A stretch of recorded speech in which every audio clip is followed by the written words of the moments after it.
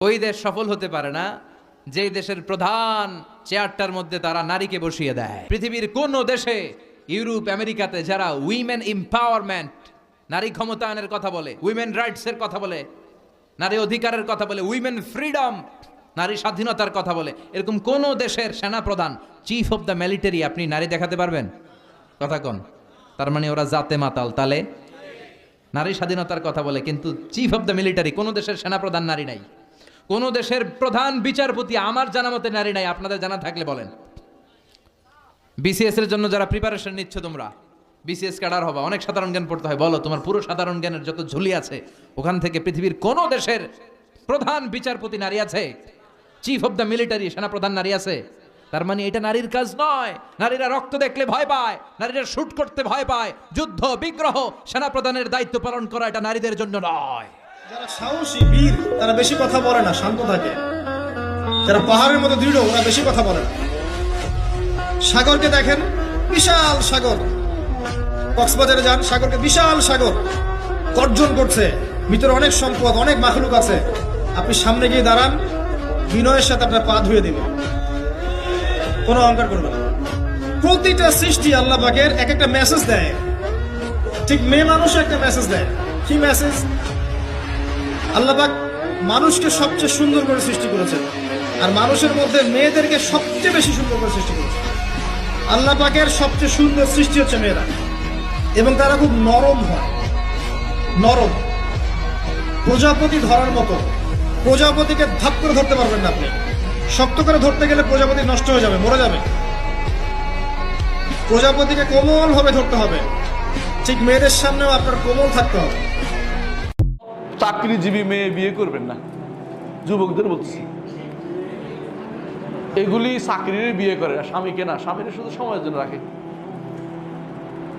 যে মেয়ে শিক্ষিত হতে পারে, জিজ্ঞাসা কর তুমি কি চাকরি করতে চাও? যদি বলে চাকরি করতে চাই, বলে হ্যাঁ তুমি যাও, আমার সালাম। বলে চাকরি করতে চাই না, আপনার ঘরে থাকতে চাই, ওরে বিয়ে করবেন। যত শিক্ষিত কোনো সমস্যা নেই, আগে শর্ত দিয়ে বিয়ে করবেন, ঘরে থাকবে, ঘরে থাকতে হবে, অনুমতি পেতে বেরোতে পারবে না। এটা শরীয়তের বিধান। এটা আর নবীজি বলছেন এক ওয়াক্ত নামাজ, এক ওয়াক্ত কেউ যদি ইচ্ছা করে ছেড়ে দেয়, যে পড়লাম না আমি, ইচ্ছা হলে পড়লাম, ইচ্ছা হলে পড়লাম না, ফজর পড়লাম না, জোহর পড়লাম, জোহর পড়লাম, আসর পড়লাম না, মাঝে মাঝে জুমার নামাজ পড়ি, ঈদের নামাজ পড়ি, 5 ওয়াক্ত নামাজ পড়ি না, আপনার নবী মুহাম্মদ সাল্লাল্লাহু আলাইহি ওয়াসাল্লাম বলেছেন সে ব্যক্তি কাফের হয়ে যাবে। আরেকটা হাদিস আছে, বাইনার রাজুলি ওয়া বাইনাশ শিরকি ওয়াল কুফরি তারকুস সালাহ। একজন আল্লাহর বান্দা আর একজন কাফের মুশরিকের মধ্যে পার্থক্য হচ্ছে নামাজ।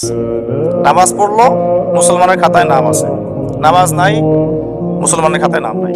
যদি আপনারা না পারেন আমাকে দায়িত্ব দেন, আমাদেরকে বলেন যে ভাই বা ছোট ভাই, তোমাকে আমি 1 বছর সময় দিলাম, শিক্ষার বিষয়গুলো গোছায় দাও। বিনা পারিশ্রমিকে ইনশাল্লাহ করে দেব, কোনো সমস্যা। 1 টাকাও দিতে হবে না, জাস্ট একটা চেয়ার টেবিল দেন, 100 জন আলেম দেন, 100 জন বুদ্ধিজীবী দেন, করে দিব ইনশাআল্লাহ। প্লে গ্রুপ থেকে মাস্টার্স পর্যন্ত আমাদের ছেলেমেয়েরা এমন শিক্ষায় শিক্ষিত হবে যেটাকে শরীফের গল্প শেখাবে না ইনশাআল্লাহ।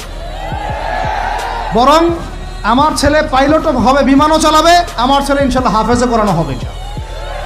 আমার মেয়ে ডক্টরও হবে ইনশাআল্লাহ, আমার মেয়ে আয়েশা রাদিয়াল্লাহু আনহার মতো মুহাদ্দিসও হবে ইনশাআল্লাহ। আমাদের এক ভাই, সে রাজনীতিবিদও হবে ইনশাআল্লাহ, জুমার খুতবাও দিতে পারবে ইনশাআল্লাহ।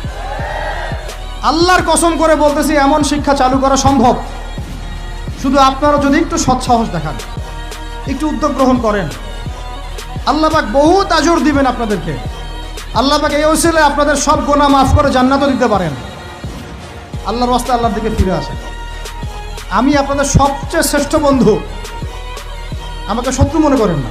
তাকে যখন বলা হয় মসজিদে এসে, সে বলে পরে লিখে দে কবে কতদিন বাঁচবি রে তুই, লেখ। এই ছেলে লেখ। হাসতেছেন হাসতেছেন, ইন্না লিল্লাহি। সে বলে পরে, তার এই কথাটা মিনিং করে সে জানে সে কতদিন বাঁচবে, তাই সে পরে এক সময় করে এসে দিবে। ইন্না লিল্লাহি ওয়া ইন্না ইলাইহি রাজিউন। কত বড় মারাত্মক কথা। হায়াতের মালিক কে? গায়েবের মালিক কে? সে কিভাবে বলে সে পরে আসবে, সে মাগরিব পড়বে না, ঈশা পড়বে না, ফজর পড়বে না, সে মাগরিবে বলে কালকে ফজর থেকে পড়বো, সে রাতের গ্যারান্টি দিচ্ছে সে বাঁচবে। লিখে দে তুই রাত বাঁচবি। تارك الصلاة عامدا متعمدا أشر عند الله من الزاني ومن القاتل ومن الكذاب ومن النمام ومن المرائي والمرابي. تارك الصلاة لا يزوج ولا يستضاف ولا يصاحب ولا يؤكل ولا يماشى.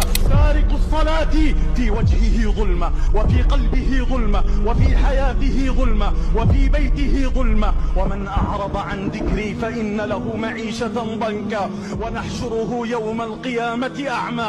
قال رب لما حشرتني أعمى وقد كنت بصيرا. قال كذلك أتتك آياتنا فنسيتها وكذلك اليوم تنسى. সাল্লাল্লাহু আলাইহি ওয়াসাল্লাম তো বলেছে মান তাআল্লাকা তামিমা ফাকাদ আশরাকা, যে তাবিজ ঝুলালো সে শিরক করবে। ঝুলাবেন না, তাবিজ ঝুলাতে বিশ্বনবী নিষেধ করেছেন। যে তাবিজ ঝুলায় আল্লাহ তাআলা ওই তাবিজের উপর তাকে ন্যস্ত করে দেন। তাবিজ রাসূলুল্লাহ সাল্লাল্লাহু আলাইহি ওয়াসাল্লাম একেবারে ক্লিয়ার কাট বলেছেন তাবিজ শিরিক, তাবিজ শিরিক, তাবিজ শিরিক। বিশ্বনবী তাবিজ দেখলে ছিঁড়ে ফেলতেন, সাহাবারা তাবিজ দেখলে ছিঁড়তেন, আর আমরা তাবিজ ঝুলাই। যে ব্যক্তি তাবিজ ঝুলালো সে শিরিক করলো। তাবিজ জায়েজ, তাবিজ জায়েজ এই মর্মে আর অনেক হাদিস রয়েছে। তাবিজ থাকলে আপনি এখনই খুলে ফেলুন, এখনই, এই মুহূর্তে, এক সেকেন্ড দেরির সুযোগ নেই। যদি আপনি খুলে ফেলেন মারা যান, জান্নাত হবে ইনশাআল্লাহ। আর থেকে যাওয়া অবস্থায় মারা গেলে জান্নাত হবে না, এটাই চূড়ান্ত। সালাম ছিলেন পৃথিবীর সবচেয়ে সুন্দরী নারীদের একজন। দুজন নারীকে সবচেয়ে সুন্দরী বলা হয়, কয়জন? একজন হাওয়া আলাইহিস সালাম আর একজন ইব্রাহিম আলাইহিস সালামের স্ত্রী সারা আলাইহিস সালাম।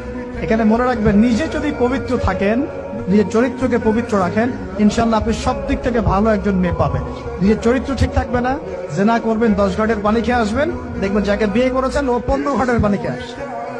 সতর্ক থাকবেন। আল্লাহ পাক হেফাজত করুন, আমিন।